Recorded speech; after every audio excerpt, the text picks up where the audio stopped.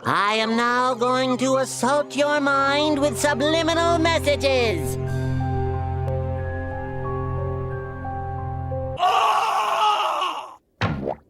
Sorry you had to see that.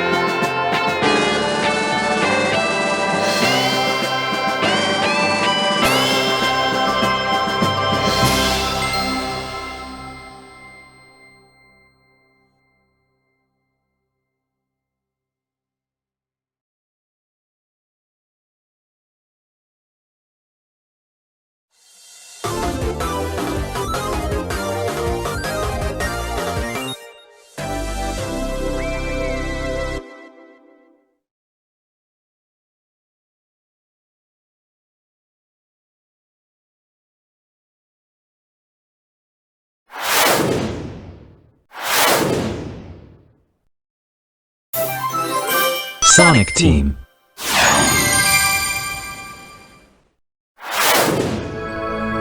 I'll make you eat those words! You won't even get the chance.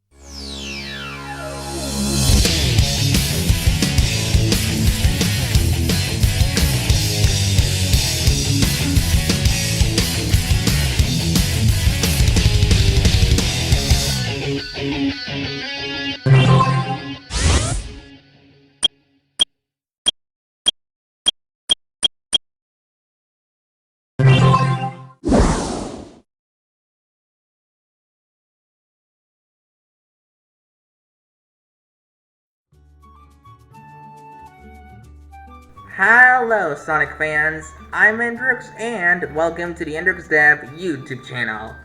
You might be wondering why I look transparent. No, I haven't ascended to the Chow Garden. Let me explain my wild backstory. I planned a big 21st birthday party. I think, city escape chases and a chili dog buffet. But things went south. Way south. Before I knew it, I was trending on Twitter as if I just, dug my own grave. And funny I mention this right now because Pride Month is here, and not just my friends, but also the LGBT community are dancing on my grave as we speak. Talk about bad timing. As in, really horrible timing. Now, before you start to bawl your eyes out, hold on. I may have posted a goodbye message, and maybe the internet took it seriously. Maybe I'm just enjoying the afterlife like a ghost. Or maybe I'm pulling a Sonic fake his death move. Who knows? If I were dead, I'd haunt SEGA headquarters until they made Sonic Adventure free. Since we're celebrating Sonic Adventure 2's anniversary, let's get to sad talk and discuss how Sonic is outpacing Disney. Let's be honest, Sonic is smarter, faster, and more enjoyable than anything Disney has produced in years. While Disney focuses on ruining classics and underpaying animators, Sonic is breaking speed records and giving Shadow the Hedgehog the redemption he deserves. Thanks to Paramount and SEGA, we just got a third Sonic movie, a great tribute that elevated the blue blur. Shadow's first appearance? Perfect. The fan service? Exactly what fans wanted. The overall vibe? Fan-freaking-tastic. This begs the question, is this the best movie of 2024? I mean, look at the competition. We got Inside Out 2, The Garfield Movie, Despicable Me 4, and whatever this is. Yikes! Well, yeah, sorry, I think I just lost my appetite for life. Listen, if you're ready to roll around at the speed of sound, let's blast through this review before I actually bomb it. Trust me, the bathroom's about to become my final boss fight.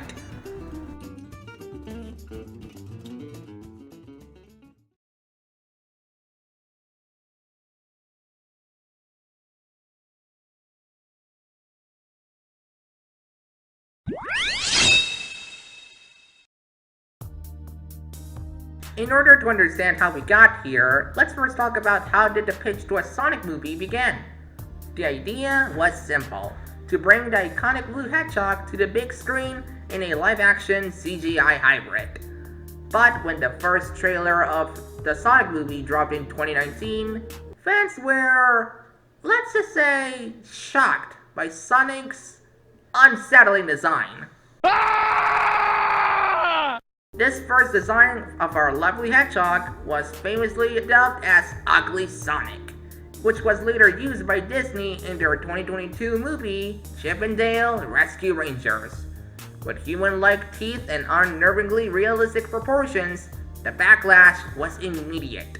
The filmmakers, responding to the outcry, decided to delay the film and redesign Sonic to match his classic look.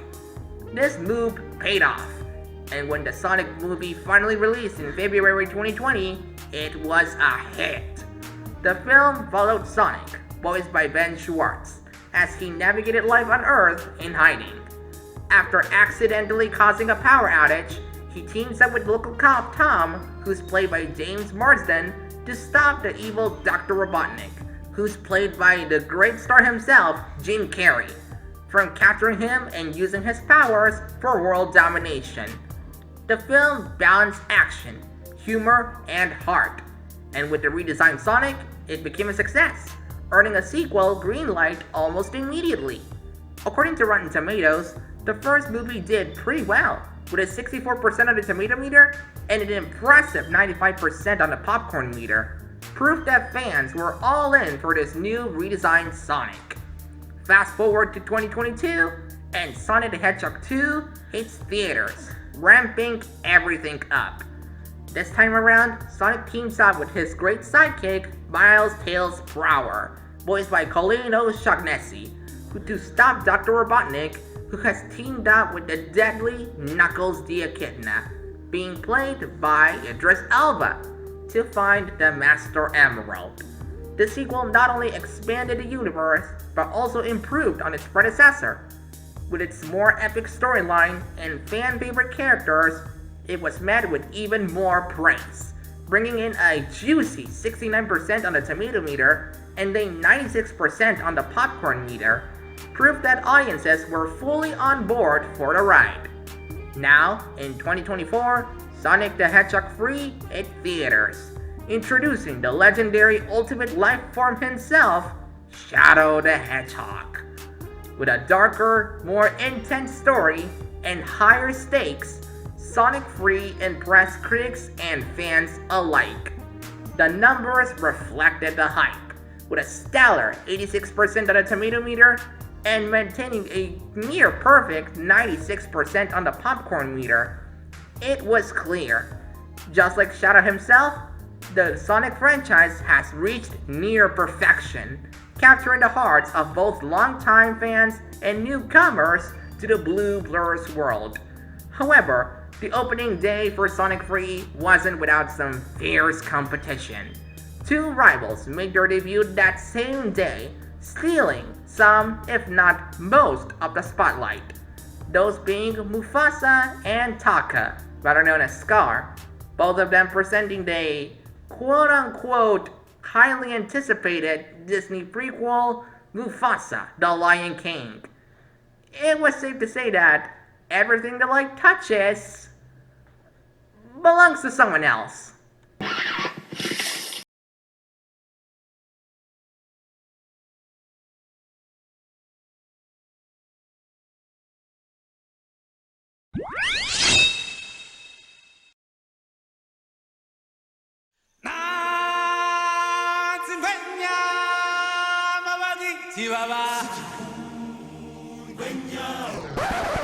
Oh, you thought this review was just about Sonic? Think again. If you believe Disney's live-action remakes couldn't sink any lower, Mufasa, The Lion King is the film that finally shattered the glass. And not in a good way. Disney proudly declared this unnecessary prequel meant to explore the brotherhood between Mufasa and Scar as the quote-unquote #1 movie in the world. But let's be real, if that were true, why does it feel like the entire internet collectively rolled its eyes? The critics sure did, slapping it at a rotten 56% on the tomato meter, while audiences, ever the optimists, gave it an 89% on the popcorn meter. Proof that nostalgia can blind even the most discerning viewers. Now, let's talk cold hard cash. Disney threw $200 million into Mufasa, and after all that pomp and circumstance, it clawed its way into $719 million worldwide. On paper, that's a win, but for a studio that expects billions from its prestige projects, that's more of a whimper than a roar. Compared to Sonic 3, which sprinted into theaters with a lean $122 million budget and still managed to cross $489 million globally. Sure, Mufasa technically made more, but when you factor in the massive budget difference, Sonic's efficiency is downright embarrassing for Disney. The Hedgehog didn't need a century of brand recognition or a billion-dollar marketing blitz, just a damn good movie. But here's where Disney's desperation really shows. As Sonic 3 dominated conversations, Disney's social media went full damage control, bearing praise for the film while shoving Mufasa into every timeline. They strong-armed theaters into giving their lion flick prime showtimes, all while pretending Sonic didn't exist. Pathetic? Absolutely. Surprising? Not even a little. Disney's playbook is simple. When you can't compete, manipulate. But the internet wasn't fooled. Fans saw the numbers, the reviews, the sheer passion behind Sonic, and no amount of corporate gaslighting could change that. So, yes, Mufasa won the box office, but let's not pretend it was a fair fight. One movie relied on decades of nostalgia and aggressive marketing. The other earned its success through genuine quality and fan love. And in the long run, history remembers who took the high road and who resorted to cheap tricks. Now, back to Sonic, because unlike Disney's reheated leftovers, this is a story worth telling. Strap in, folks, we're diving into the best damn Hedgehog movie ever made. No corporate meddling required.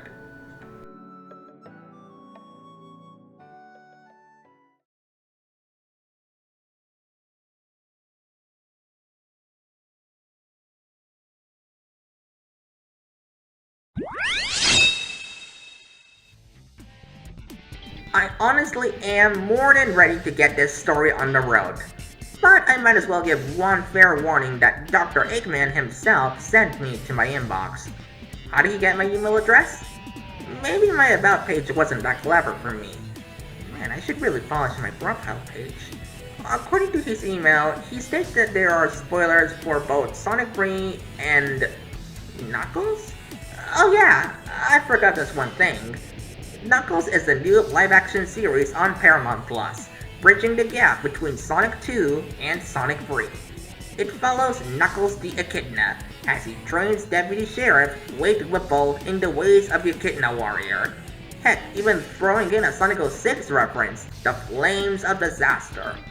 So yeah, if you haven't watched these two projects back to back, there'll be a lot of spoilers up ahead that tie into this review.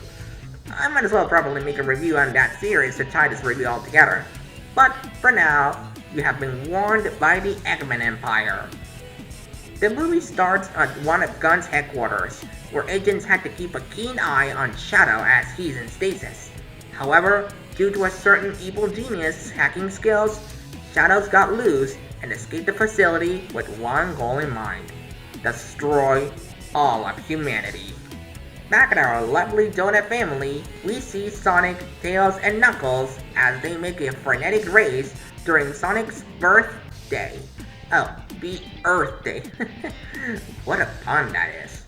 However, their party is cut short when a gun helicopter came right on cue, demanding our hero's assistance on a very gargle mission on Japan.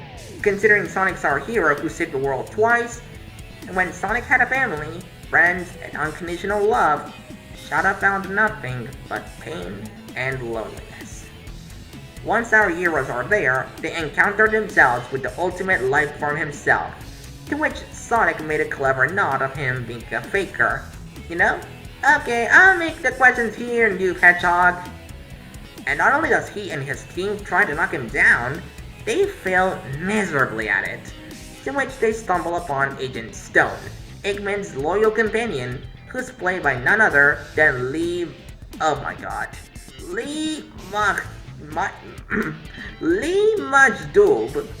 I hope I said that right. This leads to our heroes meeting with the good old Mr. Bean Bean himself, who's seen in a very horrible look after whatever happened in either the last movie or the Red Kitten series. Much to their disappointment, our heroes team up with Eggman and Agent Stone in a quest to search and stop Shadow. Once they're at the one's active gun laboratory, we're told about a story that happened 50 years ago. A meteor fell from space, containing indexes of interstellar life. As time went by, Shadow was once used as an experiment to achieve immortality and cure someone's lovable niece. Their name? Maria Robotnik. The friendship between Shadow and Maria was one full of joy, love, and understanding. A relationship where no controversies were around. God, wish I'd say this more enthusiastically if it wasn't by my horrid behavior. Why do I have to remind myself of this every single day? Why can't I kill myself? One day, however, the lab was in severe danger, and with just one explosion, Maria sadly passed away, leaving Shadow with a horrible scar in his mind and an unbearable loss. He tried it all to rebel against him, but he was sadly put in stasis for 50 years. With this story given to us, we know why Shadow is against everyone. He lost someone so dear he can't live without. Back to our search, Eggman finds himself with his old, saggy grandfather, Gerald Robotnik, who is just as intelligent as he is. Actually, matter of fact, did you know Eggman and Gerald Robotnik were played by the same actor? Jim Carrey? Wow, look at the nuts of this guy, he really is onto something. With both Eggmans working together, they backstab our heroes, as well as Agent Stone, and work along Shadow with the one task they have in mind. Use the Eclipse Cannon, which is powered by 2 keys from the gun, and Shadow's energy to fire a laser that will split the Earth in half. The fight between the heroes and the bad guys are pretty intense, with both Eggmans getting the keys and our fellow Donut Lord severely injured, which made our heroes resort to the always powerful Master Emerald, guarded by Deputy Sheriff Wade Whipple. With Sonic turning into Super Sonic, he decides to fight Shadow, who also get the powers of the Chaos Emeralds. After a long confrontation and a lot of reasonable talk, Shadow admits the error of his ways and aids Sonic to save the planet. By the way, this one quote really stuck into my mind. When you really screw something up, you can't fix it on your own. That really is something really motivational, Sonic. I really thank you for that. We cut back to our 2 Eggmans, where Gerald finally decided to reveal the truth. He wants to destroy the Earth as a way to avenge Maria, her niece. As the final fight gets intense, our heroes succeed to deviate the laser and aid Eggman to kill Gerald with the reactor. The only side effects? The core is about to blow up and the moon is severely damaged. With Eggman sacrificing himself to save the world and thanking Stone for being by his side, the world is safe and sound and our heroes can finally have fun. Speaking of fun, there are 2 post-credit scenes. The first one shows our hero Sonic being deviated from the race, stumbling himself upon an army of metal Sonics. He tries to take them down, but fails. And when all seems to be lost, someone managed to help our blue hero. Who exactly? Well, none other than the lovely gal herself, Amy Rose, who first debuted in Sonic CD. The second post-credit scene shows Shadow's inhibitors, which he detached when helping Sonic to stop Gerald. We initially thought he sacrificed himself during the fight, but then he mystically appears into the place he left his inhibitors, showing that he survived and will make the everlasting promise to save the world. With a lovey-dovey pink Hedgehog and a black, edgy Hedgehog put in our Sonic Cinematic Universe, or SCU, the filmmakers have nothing but endless possibilities on what the future of these heroes would be. Endless possibilities. Man, that's a Sonic Unleashed reference back there.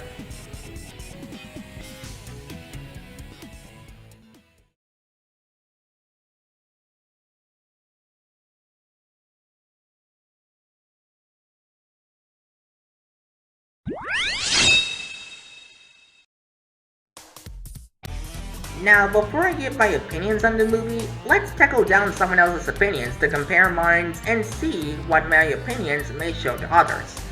For those who aren't up to speed, Matt Walsh is an American right-wing political commentator and podcast host.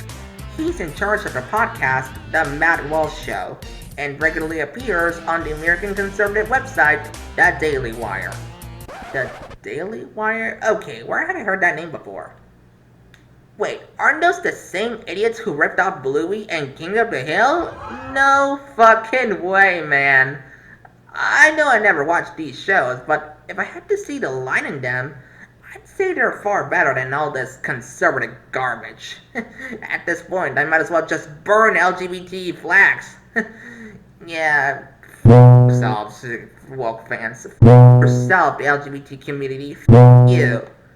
So, what did he do? Well, on January 6, 2025, almost 10 days before a hater of mine accused me of being an EDP, Matt posted a video on why he hated the Sonic 3 movie. And to make sure justice and revenge were served cold on a paper plate, a YouTuber named Keeka, K-E-E-K-A, posted a video 3 days later debunking his review. To analyze his opinions, we'll be using Keeka's arguments as a reference point. First off, he admits that he hasn't even seen the first two Sonic movies, which is wild because they're a whole continuation of the story, and he even posted on social media before the review that made it seem like he had seen them. How are you going to review the third movie in a series without watching the first two? That's like reading the last chapter of a book and then reviewing the whole thing. He then trashes Jim Carrey's dual role as the evil villain and his grandpa. Even the dance routine, saying it makes no sense and lasts too long. Well, here's the thing. That's Jim Carrey playing Robotnik, a character from the games, and he nails it. The funny stuff and Brendan dances are part of the charm, and my theater apparently loved that scene. Matt also couldn't even keep track of the plot because he was, quote-unquote, fighting to stay awake. Seriously? If you are bored to sleep, maybe you shouldn't be reviewing it at all. This movie is fast-paced just like Sonic himself. Try to at least pull an all-nighter just like I do more often than not. And yeah, I pull all-nighters all the time. Why can't I get some few minutes of beauty sleep? Then he calls Shadow the evil Hedgehog and says Keanu Reeves has no talent as a voice actor. He clearly doesn't get Shadow's character or his backstory, does he? Which explains why his voice is all dark and edgy. It's supposed to be that way because of what he's been through.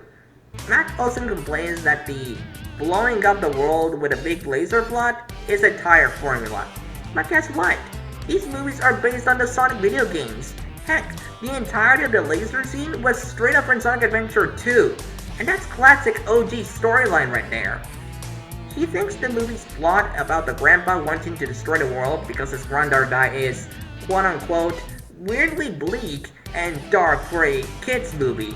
But honestly, that's the ultimate villain storyline, especially for someone who's insane and seeking revenge after being locked up for exactly 50 years. It even leads to a happy ending where Eggman helps save the world, for crying out loud. And his whole complaint about the autocorrect joke being outdated and internet lingo from 2019 is just silly. Autocorrect is still a thing, you jackass, and the jokes were for all ages. Matt also says the writing is just terrible, and performances are atrocious because it's a product of a corporate algorithm. Bro, if I had a nickel for every time this dude is wrong, I'd be having 5 nickels by now? The creators clearly care about their audience. They even redesigned Sonic after fan feedback from the first movie. I even said in this one section. That's super rare in Hollywood, and most Sonic fans, myself included, are happy with the film. He argues that the movie isn't just for kids because adults were in the theater and got mad at his tweet. But look, Sonic has been around for years, and it's nostalgic for older people who grew up with the games. It's the exact same case with the Mario movie, which I did make a review about, which you can see in the description below and the pop-up above. It's family friendly, but also for the long-time fans. You see what I mean when I just say that? It just seems like Matt didn't bother to understand the context or target audience, especially since he's known for trolling and insulting the nerd culture. Overall, not the best review I will see in my book. If you're going to review something, dear people, do it right. And by do it right, I mean actually watch the whole thing, maybe even do a little research afterwards, and try not to fall asleep. Ever. But hey, that's his wild take. His stupid yet wild take. And that got us talking, right? Now that we've dissected someone else's interesting opinions, I wouldn't say interesting, but rather callous, let's dive into what I actually thought about the movie.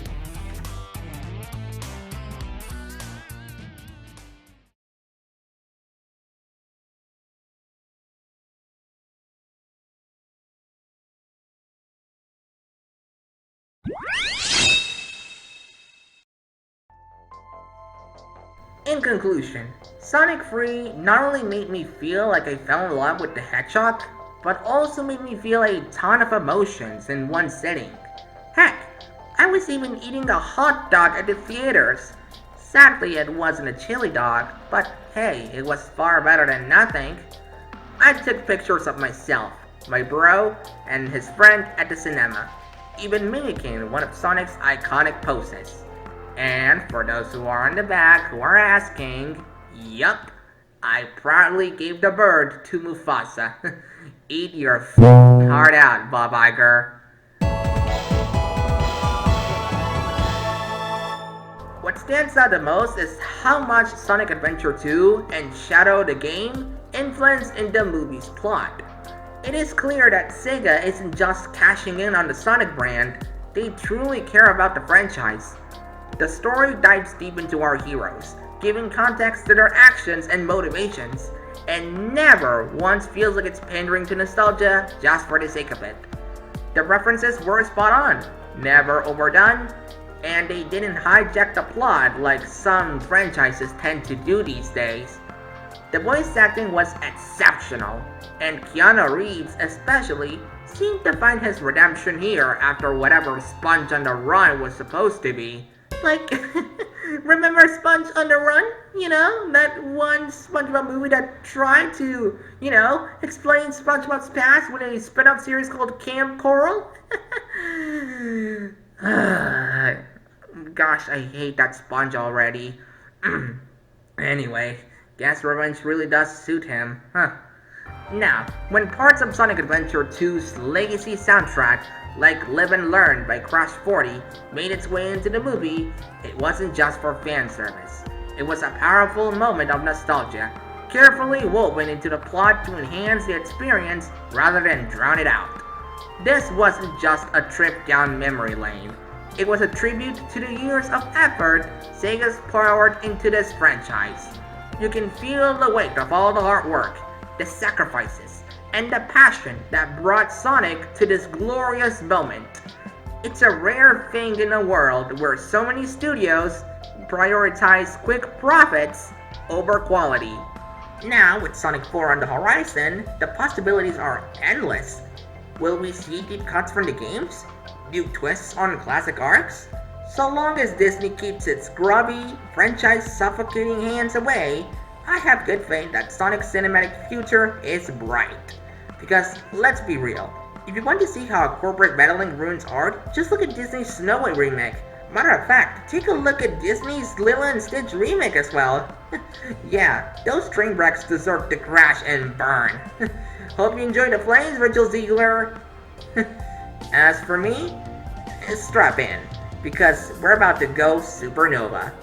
I've been quiet since my Dream Productions review, sticking to my word that I'd only drop content when it really matters. And let me tell you, things are about to get crazy, as in extremely crazy. First on the chopping block, the Minecraft movie, set to be released in November 2025. Yeah, that one. The film I caught during spring break.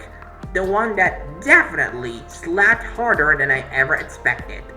I went in thinking it'd be some soulless cash grab or corporate playground, but damn did it prove me wrong. The sheer creativity, the way it has balanced nostalgia with fresh ideas, the fact that it actually understood why Minecraft matters. It's got me buzzing like a redstone circuit on max power. And if early reactions were anything to go by, this might just be the review that kicks down the door for good. The algorithm's a fickle beast, but this? This feels like my ticket to resurrection. The comeback arc starts now. So consider this your final warning. When I drop that Minecraft breakdown in November 2025, if not earlier, it will be legendary either way. We're talking frame-by-frame analysis, deep dives into the soundtrack, and enough hot takes to melt another portal. This isn't just another video. It's the spark before the explosion. Stay tuned, fans and haters alike. The storm is approaching, and oh boy, we're gonna be so back when it happens.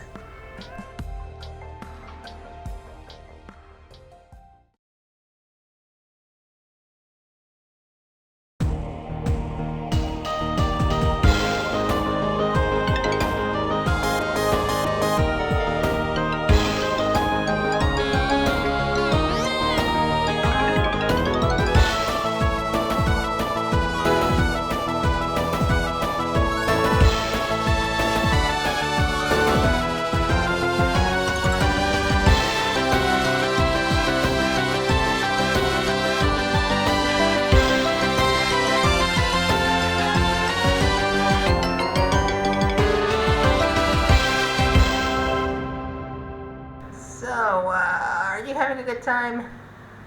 Your mom doesn't love you, your dad left you, your grandma doesn't love you, and you're gonna grow up to be Adam Sandler. Patansunan pa ka dapat sa fratello. Fine, go on. Not that I need you anyway. Not that I need friends anyway. God, fucking kill me already.